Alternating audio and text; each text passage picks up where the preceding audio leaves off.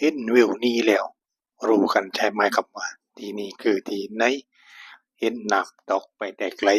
นั่นก็คือน้ำตกต้นปลิวที่อยู่ในพื้นที่ของสุดถนนสายบ้านคลองทอหรือว่าสายนิคมรัตภูมินั่นนะครับนี่คือทางเข้าต้นปลิวนะครับนี่คือค่าใช้จ่ายในการเข้านะครับเด็ก20ผู้ใหญ่30รถเครื่อง30รถยนต์60นะครับนี่ค่าใช้จ่ายค่าอุทยานก็กำหนดเหมือนกันหมดทุกน้ำตกนะครับนู่นคือด้านบนนะครับด้านบนก็คือขี่รถขึ้นไปได้แต่วันนี้ผมเดินขึ้นไปนะครับดูบรรยากาศซ่องข้างทางของทางขึ้นน้ำตกต้นปลิวที่ได้รับการปรับปรุงมาหลายปีแล้วสำหรับทางเข้าตรงนี้มีร้านค้าร้านไร้อาคารแต่ส่วนมากก็ไม่ค่อยได้ใช้หรอกครับผู้คนที่มาก็คือมาเที่ยวมาพักผ่อนนะครับไปเล่นน้ำตกพาลูกหลานมานั่งกินนั่งเล่นสนุกสนานกันนะครับลานจอดรถก็มีกว้างๆสำหรับน้ำตกต้นปลิวนะครับเนี่ยอาคารที่สร้างไว้เสียดายไม่เคยได้ใช้งานเท่าไรนะครับ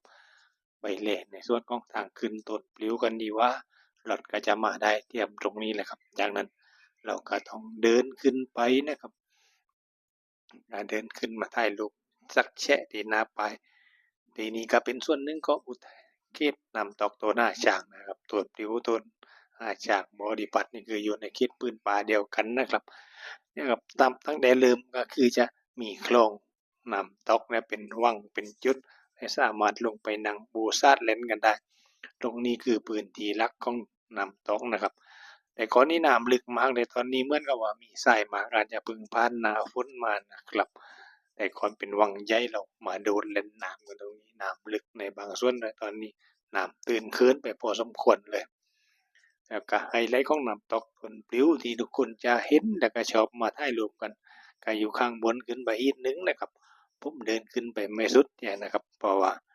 มาคนเดียวแล้วก็มาตอนเช้านะครับนี่คือตรงนี้ครับเป็นวังขนาดใหญ่ให้เล่นน้ำกันได้หลายคนหลายจุ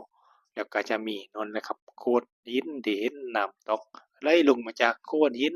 บนยอดเขายอดข้วนนะเขานี้เราก็เรียกกันว่าเขาแก้วนะครับน้ำก็ไหลลงมาจากโขดหินเหมือนเป็นน้ำทิพย์น้ำสวรรค์เลยนะครับเราเล่ไปแล้วสุดทางแล้วน้ำมาเยอะขนาดนี้ได้ปรือนะครับเป็นคำถามที่หลายคนจบสงสัยกันผมกับม่อนได้เดินขึ้นไปดาวบนสุดตีนนะครับก็เลยไม่รู้ว่าต้นน้ำอยู่สภาพปลือว่าเขาลูกนี้ก็เป็นเขาที่ใหญ่และเป็นปลาต้นน้ำที่สำคัญนะครับนี่คือน้ำตกต้นปลิวรัตภูมิบ้านเรา